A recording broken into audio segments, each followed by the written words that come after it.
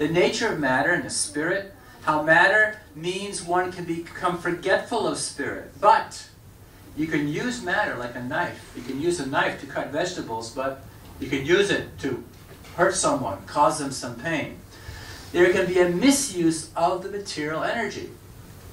So it is very, very important we learn this principle, which the Vedas describe, is this principle of acceptance and rejection. These are the first two lessons in the Vedas. Acceptance and rejection. Because when we understand to accept those things that are favorable for spiritual culture and to reject those things that are not favorable, then we're on the progressive path for spiritual advancement, for understanding who we are, where we've come from, where we're going. So first of all, let's deal with the energy around us.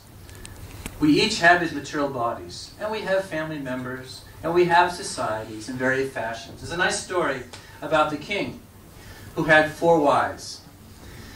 And his first wife, or the 4th wife, was he always took care of her, gave her the best saris. How many saris did she have? I don't know. Gave her the best saris, and always would pamper her so much. Put so much attention to this 4th wife.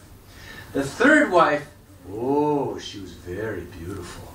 Very beautiful, but he was very fearful because if he brought her out to the other king's palaces, he was worried he might lose her.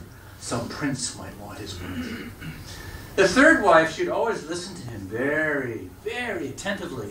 Oh, I got this problem. Oh, Prabhu, it'll be all right. She'd always listen to him and very good advice. But the first wife was a bit niggardly. She wasn't well kept. She loved him, but he just didn't take care of her. And she was very thin and unhealthy. He wouldn't even buy her new saris. Even the saris she had holes in them. I always bring out different analogies in class to, include people. So in this way, it came time for him to leave this world. Now in ancient India, there was known as a sati rite. That when the husband would leave this world, because the wife is known as Dharma Patni, there's a relationship, she would, the wife would jump into the funeral pyre with the husband when they burn the body, correct? I always ask how many wives are ready to jump. I'm just joking, But so in this way, of course, it's been outlawed in India, this practice. So he asked his 4th wife, the wife which was so, he spent so much time with, my dear, will you follow me to the next world? And she said, dear, there's no way I'm going to go and jump in that fire. Forget it. It's over. Someone he loved so much, he felt so distraught. Oh, my Lord, my favorite wife. Okay, my 2nd wife, the one who's so beautiful and so attractive. You know what she said to him? My dear, when you die, I'm going to remarry. Oh. Thunderstruck. Thunderstruck. Oh, the 2nd wife, I was so beautiful, I took such good care of her. Oh. And then the 3rd wife, he asked, my dear, will you come to me to the next world with me? And he said, I will follow you up to the grave only. Oh, it was again thunderstruck. But the voice of his first wife came up, said, my dear, I'll follow you anywhere. And he looked at her, and he began to cry, oh, my dear first wife, I never took care of you. I never was sensitive to your needs, your desires, and I neglected you. And you are the one that wants to follow me to the next world. Srila Bhaktisiddhanta Saraswati Thakur tells a story that we each have 4 wives. So it's not just we all have 4 wives. And this represents, first of all, the 4th wife, the one who's he spends so much time, it represents our body. At the time of death, it'll go. Different direction. You can't take your body. You can't take your body with you, and thank God for that. After a few years, you get some realization, it's all right. 5. So, and the second wife, who was so beautiful, so attractive, but she was immediately going to remarry, is her wealth. You can't take your wealth with you. Just like in America, when we go on Sankirtan, one of the biggest bumper stickers they have there is they have the motorhomes. I don't know if it's a big thing. Maybe, I'm sure it's a big thing in the UK. Motorhomes, living in these mobile places. And they have big stickers saying, I'm enjoying my grandchildren's inheritance. I'm spending it. In other words, forget the youth. Forget the future. I'm enjoying to the last bit. This is the nature of materialistic consciousness. So in this way, the second wife represents the wife she was listening to him, listening to the problems, all these different concerns. Is family members. Your family members will only follow you up to the grave. And I think with 7th canto, they have the butler and the maid, and then the pitcher, the old buzzard's about to leave the world, and how much money I'm going to get, like this.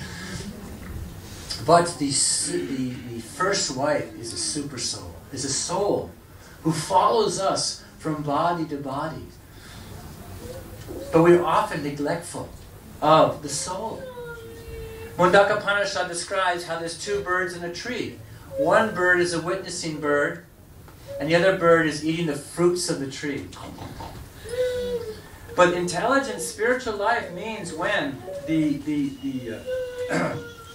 jiva turns towards the Supreme, the Lord in the heart. Krishna says, Sarvasya Chamvidisani Visasmiti Jnana Apohanam Char. But I am in everyone's heart, and from me comes knowledge, remembrance, and forgetfulness. So when we have this understanding that I am not this body, I am spirit soul, that I am eternal, it's a great relief. When I first heard this philosophy, I don't know how much one has heard from Bhagavad Gita before in the past, but it was like taking when you go tramping or hiking. In the UK, in New Zealand, it's called tramping.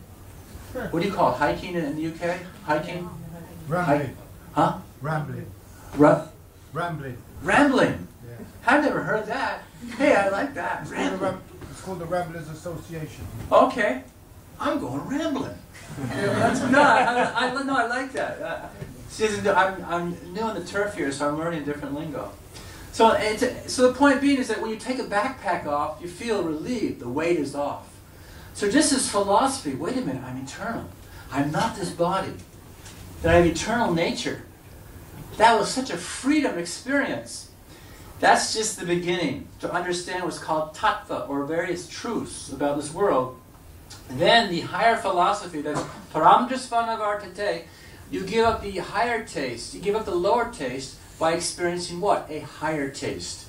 That wait a minute, if I am not this body and I'm spirit, and there's consciousness, now where is this coming from? Like to build this building took an architect. Nothing happens by chance.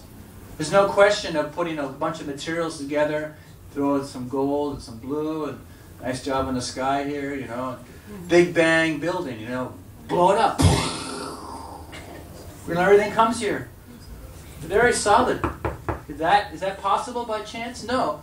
It took an intelligence. It took a creator. It took blueprints. It took such an intelligence. So in this way, we look at the design of the world, your particular body, the design around the body. So the subtle aspect is consciousness. And in my consciousness, we all want to be loved. We want relationships. So then you learn about spiritual culture. You see variety here. Variety comes from variety.